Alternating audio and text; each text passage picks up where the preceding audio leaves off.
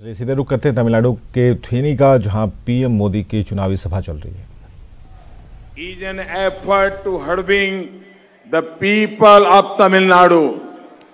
Those of you who recall 1979 would know how the Congress has humiliated the DMK.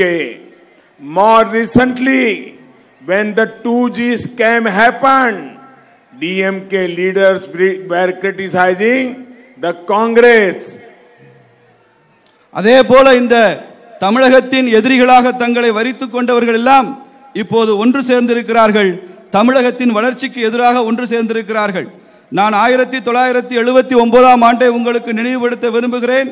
அந்த காலகட்டத்தில் எப்படி திமுகவை காங்கிரஸ் கட்சி அவமானப்படுத்தியது என்பது தெரியும். அதே போல சமீபத்திலே 2G அலைக்கற்றல் ஊழல் அந்த விவகாரத்திலே திமுக தலைவர்கள் எல்லாம் சிறையில் இருந்தார்கள். திமுக தலைவர்கள் காங்கிரஸை விமர்சனம் செய்தார்கள் என்பதும் நமக்கு தெரியும்.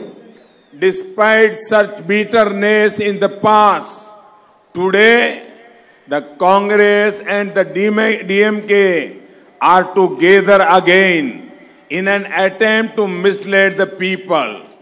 All the corrupt have ganged up in an attempt to defeat Modi.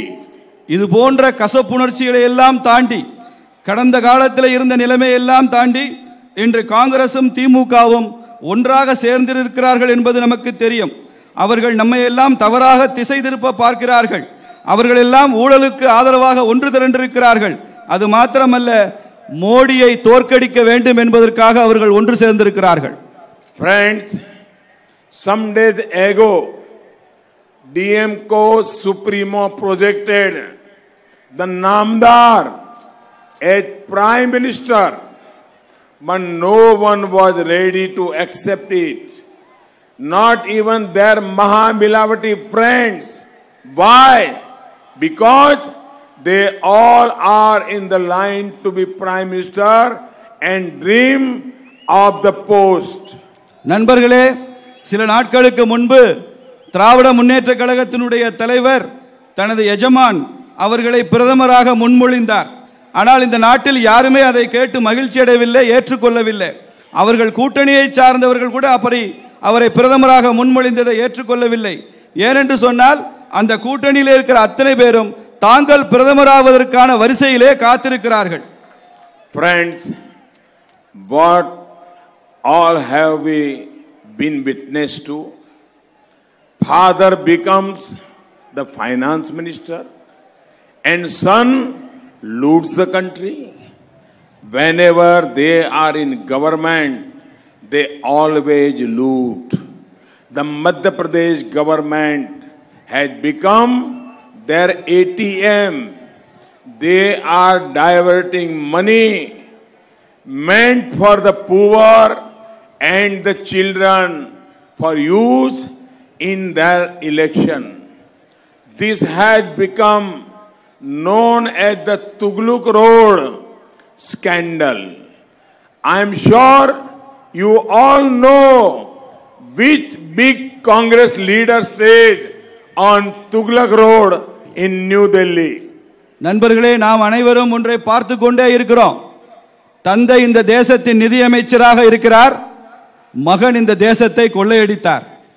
எப்போதெல்லாம் அவர்கள் ஆட்சியில் இருக்கிறார்களோ, அரசாங்கத்தை ஆட்சி செய்கிறார்களோ, அப்போதெல்லாம் அவர்கள் இந்த தேசத்தை கொள்ளையடிக்கிறார்கள்.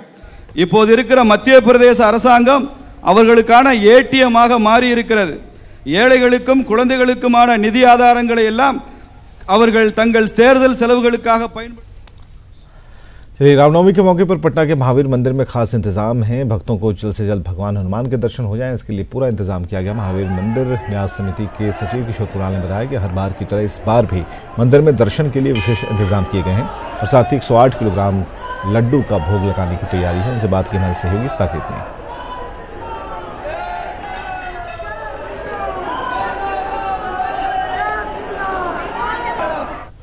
यहाँ पर मौजूद हैं सर, इस बार क्या कुछ तैयारी है रामनवमी के मौके पर खास? रामनवमी हम लोगों का सबसे बड़ा पर्व होता है, इसलिए इसकी तैयारी महीनों पहले से प्रारंभ होती है, क्योंकि देश में अयोध्या के बाद सबसे अधिक भीड़ रामनवमी के अवसर पर ही होती है।